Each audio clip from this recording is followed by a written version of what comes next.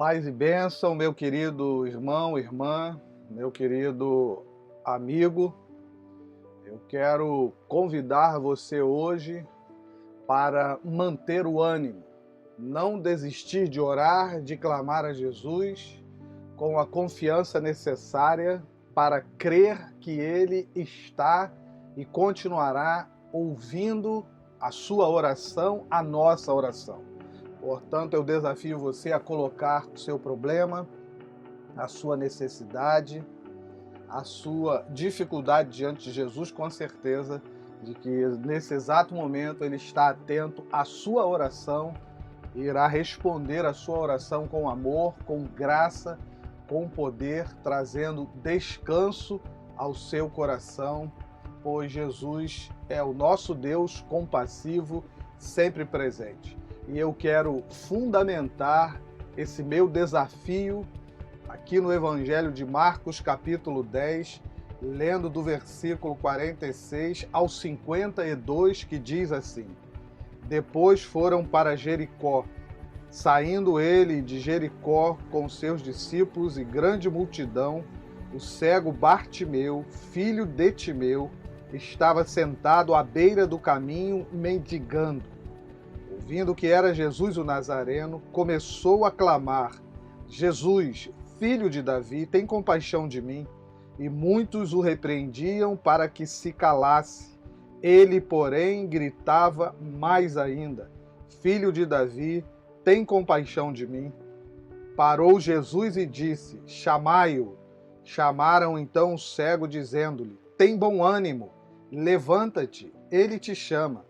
Lançando de lado a capa, levantou-se de um salto e foi até Jesus. Jesus perguntou-lhe: Que queres que eu te faça? Respondeu o cego: Mestre, que eu torne a ver. Então Jesus lhe disse: Vai, a tua fé te salvou. E imediatamente tornou a ver e seguia Jesus pelo caminho. Amém. Senhor Jesus, nós queremos mais uma vez apresentar a nossa oração, nosso clamor ao Senhor, porque cremos que o Senhor está ouvindo a nossa oração e com certeza irá respondê-la, abençoando a nossa vida com cura, com salvação, com libertação, com descanso para a nossa alma.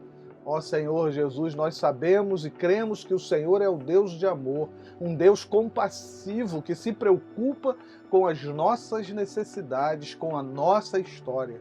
Portanto, o Senhor, o nosso coração se enche de alegria, sabendo que o Senhor está ouvindo a nossa oração e irá respondê-la, pois assim nós oramos em nome de Jesus. Amém e amém. Antes de chegar em Jerusalém, Jesus faz uma parada obrigatória em Jericó.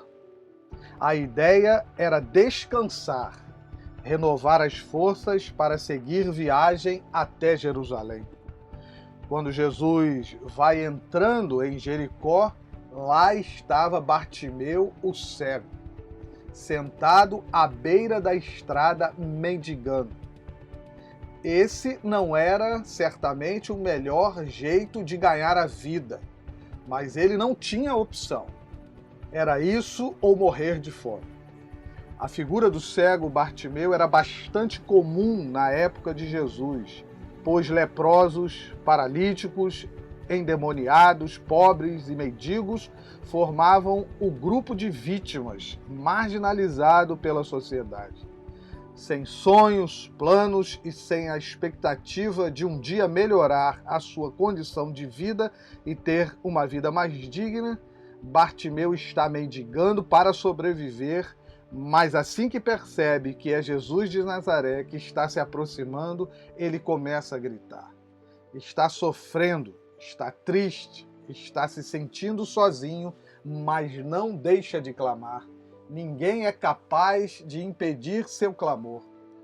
O que ele grita, pelo que ele está clamando, ele está invocando a Jesus, dizendo: Jesus, filho de Davi, tem compaixão de mim. O grito de seu desespero é sincero.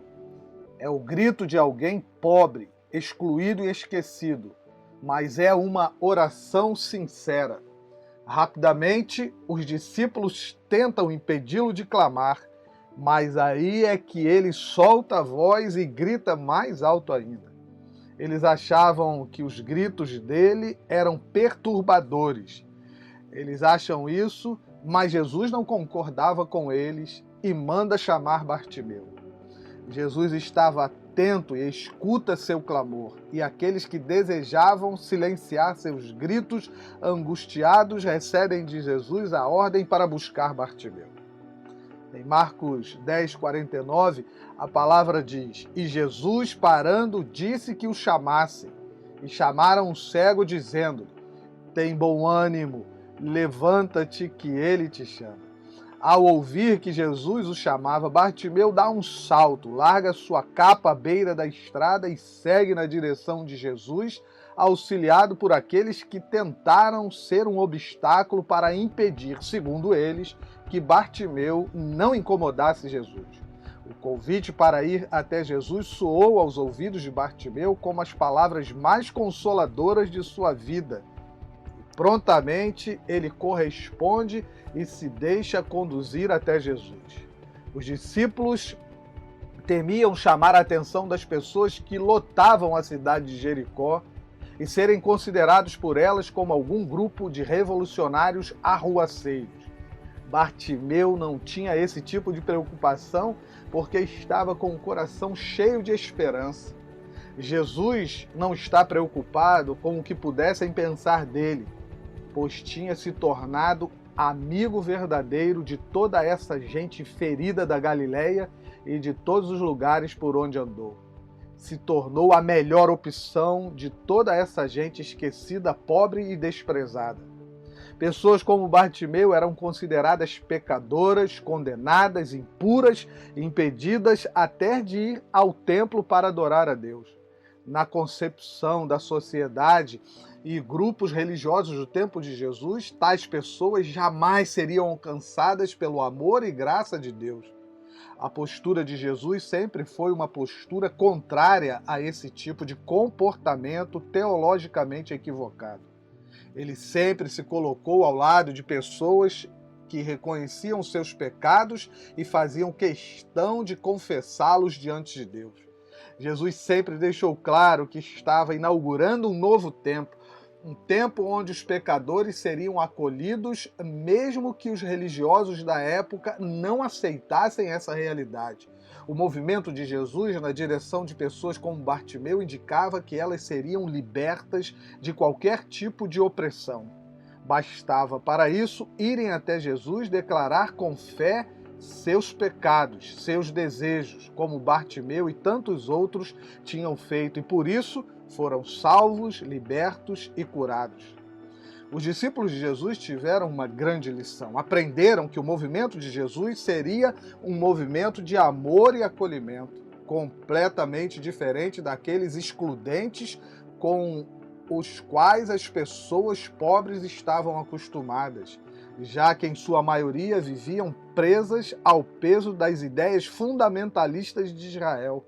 Jesus viveu na íntegra o que estava ministrando às pessoas que estavam cansadas de serem hostilizadas pela religião fanática e cumpriu com excelência a missão de oferecer descanso àqueles corações cansados. Por exemplo, em Mateus capítulo 11, versículos 28 a 30, ele prometeu: Vinde a mim todos os que estáis cansados e oprimidos, e eu vos aliviarei. Tomai sobre vós o meu jugo e aprendei de mim, que sou manso e humilde de coração, e encontrareis descanso para as vossas almas, porque o meu jugo é suave e o meu fardo é leve. Jesus oferece sua graça a Bartimeu e convida-o para deixar aquela condição precária à beira da estrada e contar-lhe seu desejo. Uma vez perto de Jesus, ele pode expressar seu desejo mais íntimo, porque Jesus quer ouvir, quer saber, está muito interessado no que ele vai pedir. Por outro lado, Bartimeu sabia que Jesus era compassivo com aqueles que clamavam por seu socorro. Bartimeu entendeu que valeu a pena dar aquele grito de fé, pois foi curado por Jesus de sua cegueira. Uma vez curado, não quer mais deixar Jesus, quer andar com ele, quer segui-lo por todos os lugares. Acabou se tornando o modelo de alguém que ora com fé, que não pode ser detida, impedida. É a oração da fé, a oração da confiança, que jamais será calada por alguém. A partir de então, ele faz da missão de Jesus a sua missão, o seu projeto de vida. A estrada, símbolo da miséria, do descaso e da vergonha, ficou para trás. Passou a servir apenas como a prova de que um dia Jesus tinha feito um milagre em sua vida, salvando-o, curando-o e libertando-o. As notícias sobre a presença do reino de Deus trazida por Jesus chegaram aos ouvidos de Bartimeu. Ele, de fato, creu que Jesus podia mudar a sua realidade e foi até as últimas consequências em busca dessa transformação. Entregou-se completamente a Jesus e a sua promessa de distribuir vida nova a todos os que crescem nele, como sendo alguém que não pertencia apenas à descendência de Davi, mas que era o Filho de Deus enviado ao mundo. Ou seja, Bartimeu creu da forma correta. Ele não confundiu Jesus com um profeta, um político revolucionário, e nem o comparou com os líderes religiosos de sua época. Bartimeu acreditou que Jesus estava para além da condição humana de vida, consegue ser curado, mas alcança algo mais valioso, o perdão de seu pecado. Decidiu que se ficasse ali sentado à beira do caminho, dependendo dos homens, viveria a vida toda em sua zona de conforto. Não podia e nem queria que a sua vida se mantivesse permanentemente naquele estado de tristeza e incertezas. Ele tinha perdido a visão, mas a sua visão espiritual era fabulosa. Conseguiu enxergar em Jesus o que muita gente de sua época não conseguia, o Cristo enviado por Deus. Hoje em dia, Jesus continua se movimentando e se deparando com muita gente que vive à margem de relações familiares saudáveis, à margem de boas relações de amizade, impedidas de terem uma vida mais digna porque estão sofrendo suas dores sozinhas e talvez em sua maioria completamente esquecidas e invisíveis. Crianças, jovens, idosos, enfermos, moradores de asilos, orfanatos, presidiários, moradores de rua e viciados estão se sentindo marginalizados. Seguem a sua vida tentando sobreviver. Sofrem com os preconceitos de uma sociedade pós-moderna que pouco se importa com o seu quadro desesperador.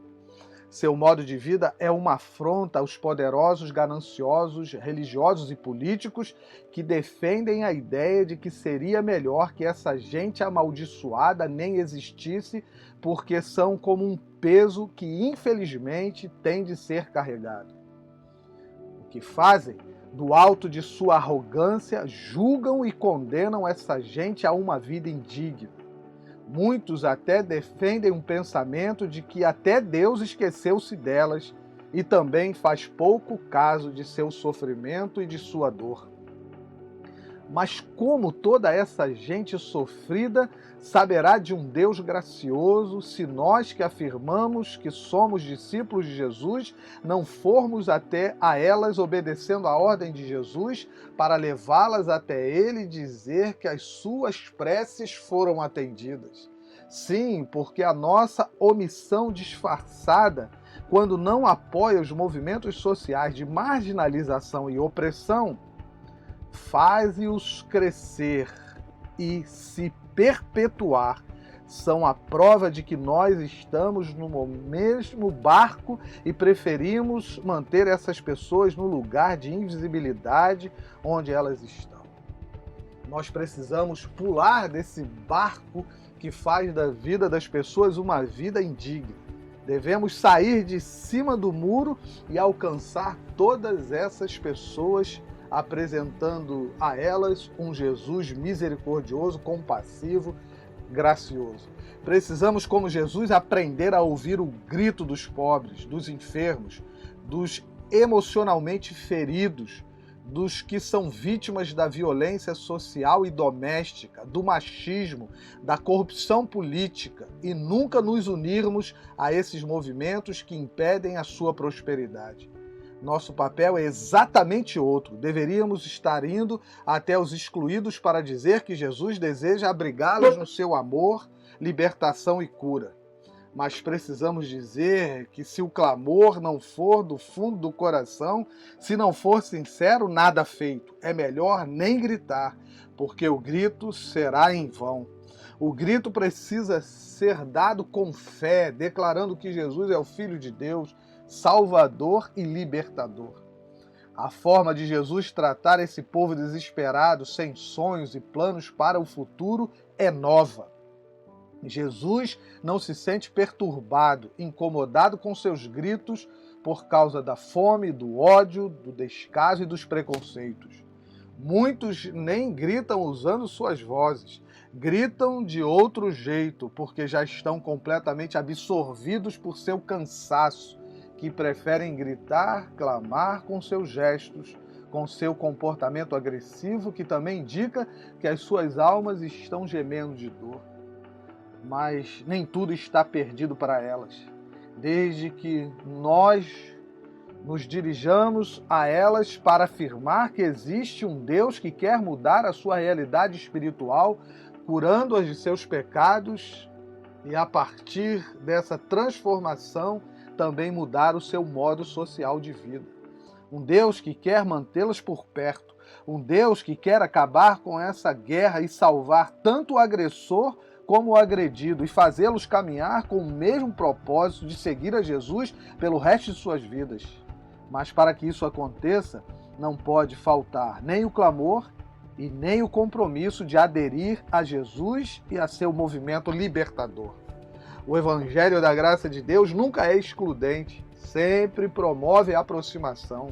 É o Evangelho que gera ânimo e alegria aos entristecidos. Mas é o Evangelho que exige renúncia, que deixemos para trás a vida ilusória, antiga, que até podia ter aparência de vida, mas que nunca tinha sido. Esse Evangelho requer que sigamos a Jesus para andar no mundo como Jesus andou, combatendo em qualquer tempo e lugar todo comportamento que quer impedir que as pessoas encontrem a vida abundante em Jesus. Jesus de Nazaré insiste com aqueles que se tornaram seus discípulos e discípulas para que sejam fiéis a ele. Coloca dessa forma porque ele sabe que as tentações, as seduções, os ataques dos religiosos radicais e de toda forma humana de inimizade se erguerão como oposição contra os discípulos de Jesus, contra nós, os discípulos de Jesus, para tentar nos parar como fizeram com Jesus. Mas todas as vezes que as ações mundanas se levantarem, a aliança de fidelidade entre Jesus e nós, entre Jesus e seus discípulos, fortalecerá a caminhada que anuncia que em Jesus se encontra a salvação, que anima, dá esperança e vida nova. A pergunta de Jesus feita a Bartimeu ainda está sendo feita hoje para o nosso mundo. Que queres que te faça? Essa pergunta de Jesus faz todo sentido ainda hoje, porque o mundo sempre foi e sempre será vazio de recursos para conseguir dar conta dos problemas do coração humano. Todas as suas tentativas através da ciência, filosofias, política e religião foram insuficientes e ainda são como respostas para trazer paz e descanso à alma aflita da humanidade. No caso de Jesus, não. Só ele pode atender o clamor de um mundo que agoniza em desespero. E isso porque seus recursos são ilimitados. Certa vez, um jovem religioso bem intencionado se aproximou de Jesus, curioso para saber como ele poderia alcançar a vida eterna. O Evangelho de Mateus conta essa história da seguinte forma. E eis que, aproximando-se dele um jovem, disse: Bom mestre, que bem farei para conseguir a vida eterna? E ele disse: Por que me chamas bom? Não há bom senão um só, que é Deus. Se queres, porém, entrar na vida, guarda os mandamentos. Disse: quais? E Jesus disse: não matarás, não cometerás adultério, não furtarás, não dirás falso testemunho, honra teu pai e a tua mãe, e amarás o teu próximo como a ti mesmo. Disse-lhe o jovem: tudo isso tenho guardado desde a minha mocidade. Que me falta ainda? Disse-lhe Jesus: se queres ser perfeito, vai, vende tudo o que tens e dá aos pobres, e terás um tesouro no céu, e vem e segue-me. E o jovem, ouvindo esta palavra, retirou-se triste, porque possuía muitas propriedades. Disse então Jesus aos seus discípulos: em verdade vos digo que é difícil entrar um rico no reino dos céus. E outra vez vos digo que é mais fácil passar um camelo no fundo de uma agulha do que entrar um rico no reino de Deus. Os seus discípulos, ouvindo isto, admiraram-se muito, dizendo: quem poderá, pois, salvar-se? E Jesus, olhando para eles, disse-lhes: aos homens isso é impossível, mas a Deus tudo é possível. Mateus 26, 16 a 26. O que Jesus deixa claro é que somente o Deus do impossível pode criar nas relações humanas posicionamentos justos, capazes de fazer com que as pessoas convivam harmoniosamente. Jesus afirma com essa palavra que nenhuma tradição, nem a prática de boas obras e nem a obediência cega a algumas regras religiosas seriam suficientes para trazer a vida eterna a alguém. Somente Deus, em Jesus Cristo, seria suficiente para encher o coração humano com a vida eterna. Enquanto o ser humano colocar a sua esperança de mudança nos recursos passageiros do mundo, irá se frustrar. Mas a partir do momento em que clamar a Jesus pela sua compaixão, será ouvido e suprido em suas necessidades de forma integral. No momento em que Deus enchia o meu coração com essa palavra bíblica, eu lembrava exatamente da letra desse louvor cantado pela irmã Fernanda Brum, que se chama Espírito Santo. Espírito Santo, ore por mim, leve para Deus tudo aquilo que eu preciso. Espírito Santo, use as palavras que eu necessito usar, mas não consigo. Me ajude nas minhas fraquezas, não sei como devo pedir. Espírito Santo, vem interceder por mim. Todas as coisas cooperam para o bem daqueles que amam a Ti, Espírito Santo. Vem orar por mim. Estou clamando, estou pedindo, só Deus sabe a dor que estou sentindo. Meu coração está ferido, mas o meu clamor está subindo. Estou clamando, estou pedindo, só Deus sabe a dor que estou sentindo. Meu coração está ferido, mas o meu clamor está subindo. Todas as coisas cooperam para o bem daqueles que amam a Ti, Espírito Santo. Vem orar por mim. Estou clamando, estou pedindo, só Deus sabe a dor que estou sentindo. Meu coração está ferido, mas o meu clamor está subindo. Estou clamando, estou pedindo, só Deus sabe a dor que estou sentindo. Meu coração está ferido, mas o meu clamor está subindo. Não desista jamais. Clame a Jesus, porque Ele, melhor do que ninguém, sabe do que nós estamos precisando nesse contexto, nesse exato momento. Não esqueça de apresentar a Ele as suas fraquezas. Só Ele pode nos fortalecer. Ele entende a nossa dor e enxuga as nossas lágrimas uma a uma.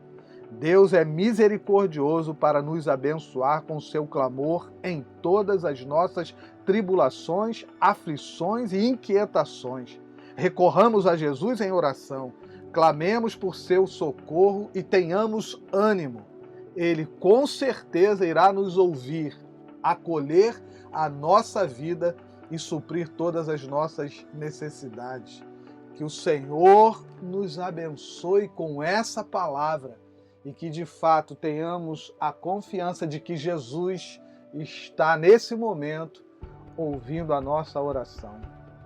Quero convidar você a orar ao Senhor agradecendo por essa palavra bíblica e mais uma vez apresentando o seu coração a Ele. Se porventura o seu coração precisa de socorro, salvação, se o seu coração está angustiado, triste e chorando, apresente comigo a sua oração a Jesus e receba dele a sua graça, a sua glória na sua vida e na vida da sua família.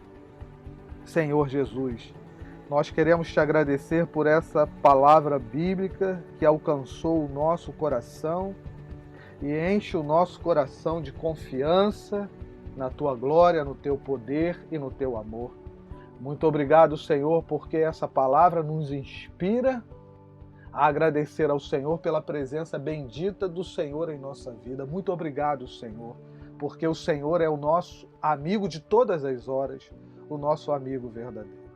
Nesse momento, queremos apresentar a nossa vida e a vida da nossa família ao Senhor, pedindo que o Senhor acolha a nossa vida, que o Senhor ouça a nossa oração, ouça o nosso clamor, atendendo a nossa oração e trazendo até a nossa vida, a minha vida, a vida dos meus irmãos e amigos, a tua cura, a tua paz, o teu descanso, o teu sustento, a tua providência, Senhor. Que em nome de Jesus o Senhor abençoe a vida desses irmãos e irmãs, desses amigos, trazendo o Senhor até as suas vidas a fé, a certeza de que o Senhor está presente em suas vidas. Abençoa, Senhor, o relacionamento familiar. Abençoa, Senhor, a vida profissional. Abençoa a vida emocional, física. Toca nessas vidas em nome de Jesus. E por misericórdia, Senhor, abençoa com salvação, com cura, com libertação. Que em nome de Jesus esses irmãos, irmãs, amigos, seus familiares sintam o consolo da parte do Senhor, alento da parte do Senhor, que em nome de Jesus o Senhor esteja aliviando as suas dores, se porventura elas existem na vida dessas pessoas que o Senhor tanto ama. Protege do homem mau, das ciladas do inimigo, o diabo, Senhor, protege as nossas vidas dessas ciladas, dessas armadilhas. E que em nome de Jesus possamos seguir o Senhor todos os dias da nossa vida com alegria, com ânimo. Renova as nossas forças, o nosso ânimo. Em nome de Jesus, recebe a nossa vida e atua, Senhor, e usa a nossa vida como instrumento de testemunho da presença, da graça do Senhor em nossos corações. É a oração que fazemos em nome de Jesus. Amém e amém.